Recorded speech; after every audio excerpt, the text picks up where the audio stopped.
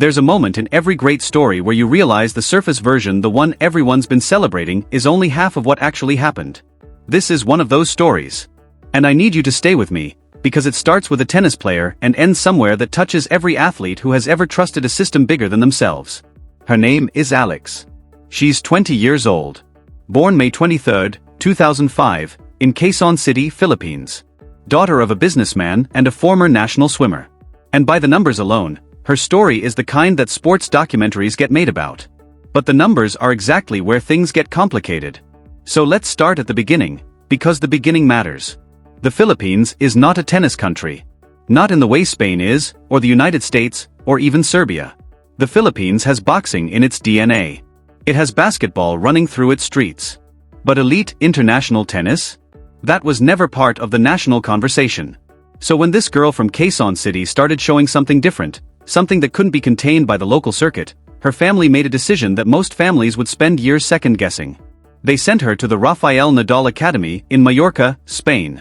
One of the most prestigious tennis development programs in the world. Think about what that actually means for a second. You're not just enrolling your daughter in a better training program. You're shipping her thousands of miles away from everything familiar and betting your family's resources on a talent that the rest of the world hasn't fully seen yet. That's not ambition. That's faith. And she honored it in ways nobody could have drawn up on paper. By the close of 2025, Alex had competed in 27 tournaments across 16 countries in a single calendar year. Australia, India, Singapore, Slovakia, the United States, Portugal, Spain, Italy, France, Great Britain, Canada, Mexico, Brazil, China, Japan, Hong Kong. Just constant motion. Constant adaptation. A different bed every week, a different climate every month, and the kind of jet lag that becomes so normal you stop noticing it. Her prize money that year came to $876,000, which converts to over 50 million Philippine pesos, which represents a tripling of what she earned the year before. She went from ranked 159th on the WTA prize money leaderboard to 74th in a single year. And heading into the 2026 Miami Open, she was ranked 29th in the world. The highest any Filipino player had ever climbed in WTA history. The country lost its mind. And rightfully so. Because this wasn't a fluke. This wasn't a lucky draw or a soft draw or a career high that would quietly recede by summer. This was a 20-year-old who had gone out and built something real, brick by brick, match by match, across every time zone on the map. The Philippines had never had this. And now it did. But here's where I need you to shift gears with me. Because underneath that public triumph, underneath the rankings and the prize money figures and the national celebrations, something else was allegedly happening. Something that didn't make the highlight reels. Something buried in financial documentation that took 3 full years to surface. And when it finally did, the tennis world did not respond quietly. Before I tell you what the documents allegedly show, I want to make sure you understand the financial reality of what it actually costs to be Alex. Because I think most people see a prize money number and assume that's what goes into the player's account. It's not. Not even close. Alex traveled in 2025 with 2 coaches from the Rafa Nadal Academy. 2 coaches. Across 16 countries. For an entire year. You're talking about airfare, accommodation, ground transport, equipment, training facility access, meal costs, logistical coordination, all of it multiplying across every single tournament. That operational overhead is enormous. Then you add taxes. And taxes in professional tennis are not simple. Foreign athletes earning prize money in the United States face a 30% withholding rate at the source. In France, non-resident athletes typically lose around 15% before a single dollar reaches their account. Former WTA player Daria Kasatkina has spoken openly about players needing specialist tax consultants just to navigate the patchwork of international tax law, because no player can do that alone while also competing at the highest level of the sport. Alex's team understood all of this. They planned for it. They built the legitimate deductions into every projection they worked with. Coaching fees, travel costs, country taxes, administrative expenses, all of it accounted for.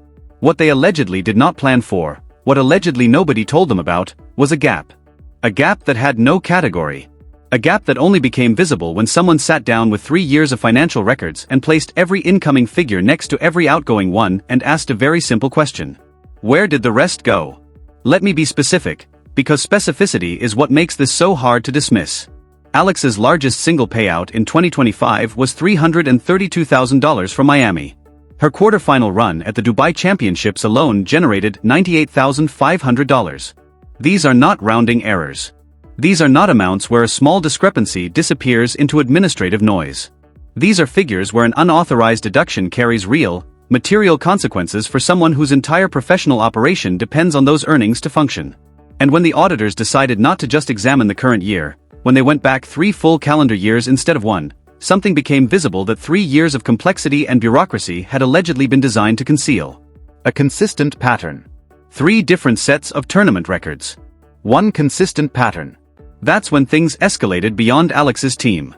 Because the Philippine Sports Commission, which independently tracks earnings for nationally recognized athletes and runs its own financial reporting infrastructure, reportedly flagged discrepancies between WTA prize money figures on record and amounts verified through separate financial channels.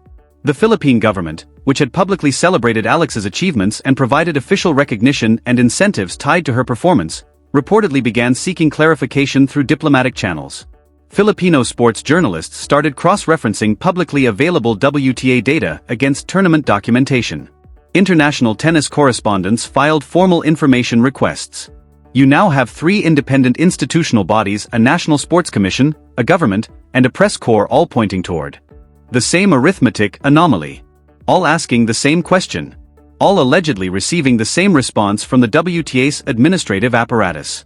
Silence. And I want to slow down here, because that silence deserves more than a passing mention. When allegations this serious get raised against a governing body in professional sport, there is a fairly predictable institutional response. You get a carefully worded denial. You get language about taking concerns seriously and conducting thorough internal reviews. You get a spokesperson reading from a prepared statement that says a great deal without confirming anything. What you very rarely get is nothing. No press release. No formal statement. No spokesperson addressing the specific figures in the documents. No invitation for independent financial auditing. No acknowledgement that the questions even exist. The WTA has produced, conspicuously and deliberately, nothing. And former players noticed. Multiple former players, speaking anonymously to journalists, began describing the prize money disbursement process in terms that should concern every professional athlete in the sport. One former top 50 player described it as deliberately opaque. The line that stayed with me was this: you get a figure, you're told what was deducted for taxes, and you trust it because you have no realistic way to independently verify every number across every country while you're also trying to compete at the highest level of professional tennis. Most players move on. Most players have to move on. And that's exactly how something like this allegedly survives for 3 years before anybody catches it. The vulnerability Alex occupied during this period is worth understanding precisely. At the ranking, she was competing at somewhere around 50th at the end of the year. Climbing toward the top 30, she was earning enough that unauthorized deductions had genuine material impact on her career. But she wasn't yet at the tier where the sheer scale of her earnings would trigger automatic scrutiny from the people around her. Aryna Sabalenka topped the 2025 WTA prize money list with over $15 million. The financial infrastructure surrounding a player at that level is extensive enough that discrepancies surface quickly. But Alex's $876,000, significant as it is, as life-changing as it is for a family from Quezon City that sacrificed everything to build this career, sits in a range where an unauthorized extraction could theoretically be buried in the complexity of international taxation and bureaucratic processing without immediately announcing itself.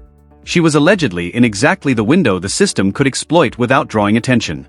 And the most chilling thing about that is it doesn't feel accidental. The complexity of international prize money processing, the opacity of how deductions get reported, the reasonable assumption that exhausted athletes competing week after week across multiple continents will trust the numbers they're given, all of it creates conditions where something like this could theoretically keep running until someone decides to look hard enough and far back enough. What keeps pulling me back to this story is the human dimension of it. Because while all of this was allegedly unfolding in the administrative background, Alex was just out there competing. She was on overnight flights between continents. She was pushing through matches on legs that had no business carrying her through another 3-setter. She was representing a country in a sport where that country had never had anyone at this level.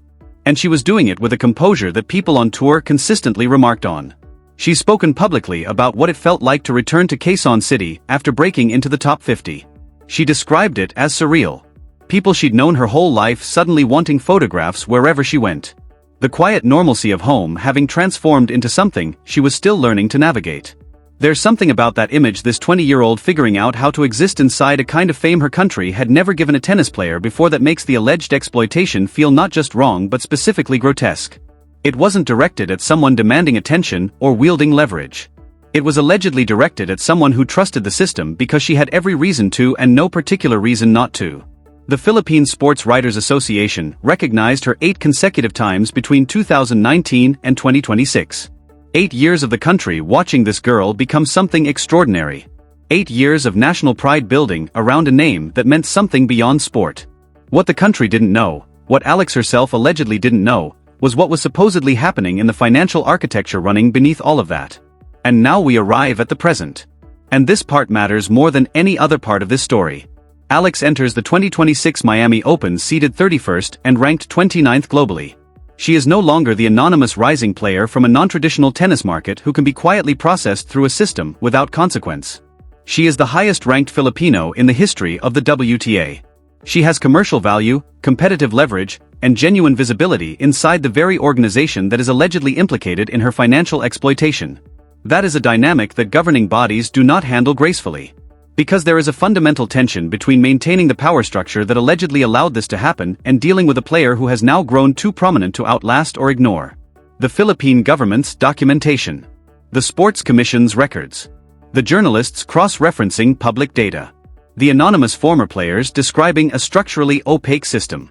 And now a 20-year-old from Quezon City who is 29th in the world, who is not tired, who is not going away, and who is competing at the tournament where her largest alleged unauthorized deduction originated. All of it is building toward something. The question that actually matters here isn't only whether Alex was financially wronged, though that question carries enormous weight on its own. The real question is whether the system that allegedly allowed this to happen has been functioning this way across other players, other markets, other careers that never built enough visibility to attract scrutiny. Because if the opacity that former players are describing is structural, if it's baked into the way prize money processing works rather than being an isolated incident, then Alex's story isn't unique. It's just the one that finally became too loud to contain.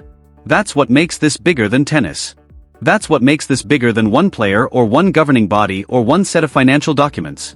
It becomes a question about whether the institutions built to protect athletes are actually doing that, or whether the protection has always been conditional on the athlete being prominent enough to demand it. Alex earned her prominence through years of sacrifice and discipline and the particular loneliness of being the only person from your country doing what you're doing at the level you're doing it. She earned it on red clay and hard courts across 16 countries, far from home, carrying a nation's hope and a family's bet on her back every single time she walked through a tunnel onto a tennis court. If what these documents allege is accurate, she was rewarded for all of that by being quietly exploited by the very system she depended on to make it mean something. The WTA's silence is not an answer. It's a posture. And postures, under enough sustained pressure, eventually have to give way to something real. The pressure is already here.